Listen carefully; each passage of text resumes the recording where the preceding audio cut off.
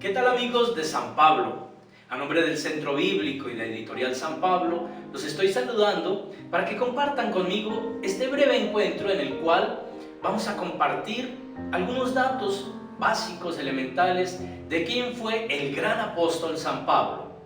Resulta que Pablo no nació cristiano, ni nació como apóstol, mucho menos. Era un judío de la familia, diríamos, más estricta, del grupo de judíos más estrictos en el cumplimiento de la ley, de defensores de las tradiciones judías, llamados los fariseos.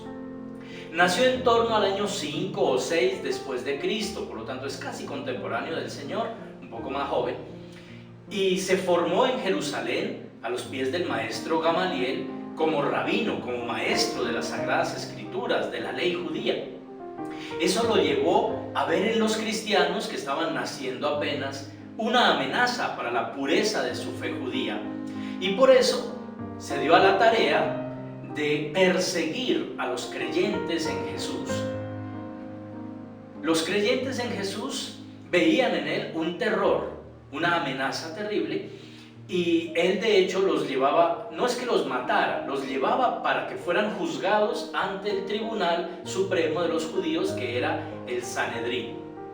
Estando en esa tarea, se le apareció ni más ni menos que el mismo Jesús resucitado. Esto fue en torno al año 35 después de Cristo, por lo tanto él tendría casi unos 30 o algo más de años. Y el resucitado le transformó la vida, por supuesto, no de inmediato, en el sentido de que él primero tuvo que hacer una especie de retiro espiritual. Él mismo dice que estuvo por allá en Arabia unos años, estuvo también en su propia ciudad, en Tarso, donde había nacido. Después regresó también a Damasco, luego estuvo en la iglesia de Antioquía de Siria, gracias a una especie de padrino llamado Bernabé. Y precisamente con él, después de prepararse en las comunidades cristianas, sobre todo de Antioquía, inician los grandes viajes misioneros. En torno al año 46, visitan primero la isla de Chipre, de donde era oriundo Bernabé. Van en compañía de Juan Marcos, un primo o pariente de Bernabé, que poco más adelante los abandona y se regresa. Y luego los dos, Bernabé y Pablo, van a visitar algunas poblaciones de ese contexto de Asia Menor, cercanas a su ciudad natal de Tarso. Y son poblaciones como Iconio, Listra y Derbe, donde recogen la adhesión de muchos paganos a la fe cristiana. Esto plantea una disyuntiva.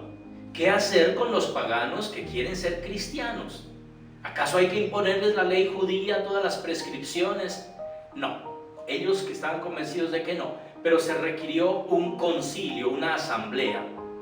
Y en el año 49 se reúnen precisamente en Jerusalén, ellos con los apóstoles de Jerusalén, para discernir a la luz del Espíritu Santo esta cuestión. El concilio finalmente decide que no hay que imponer ninguna carga a los paganos que quieren ser cristianos, y que basta con que se bauticen en Cristo, en la fe cristiana, con que se conviertan a Él de corazón y sean bautizados. Ya con ese vía libre, Pablo continúa sus viajes misioneros, esta vez en el segundo viaje ya no con Bernabé, habían tenido una discusión a causa de su pariente Juan Marcos, y se va esta vez con Silas o Silvano a visitar las comunidades que habían fundado en el primer viaje.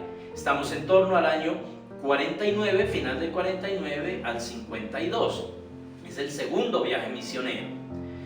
Regresan y poco tiempo después reemprenden el camino, el tercer viaje misionero, que los llevará también por territorios del segundo viaje, incluido Europa.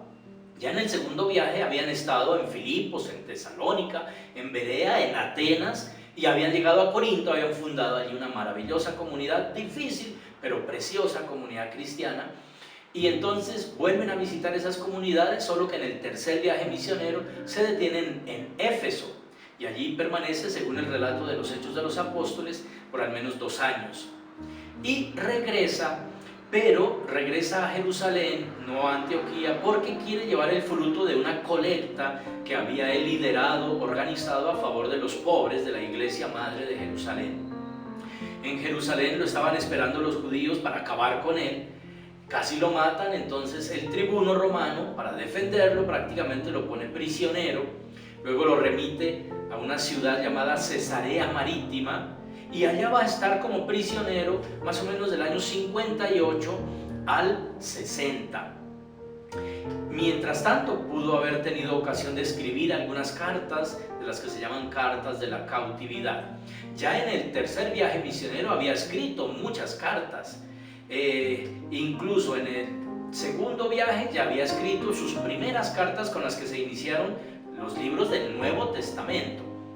Y hacia el año 60 apeló al César porque era ciudadano romano y tiene que ser entonces llevado a Roma.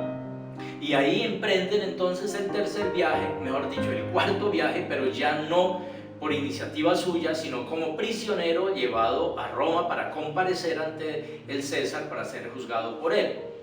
Va entonces en la barca como prisionero, sufre un naufragio, se salva milagrosamente llegando a una islita al sur de Italia llamada la isla de Malta, y después reemprenden el camino luego de unos meses y de haber aprovechado para evangelizar también allí la islita de Malta, y finalmente en torno al año 60 o 61 llega a Roma.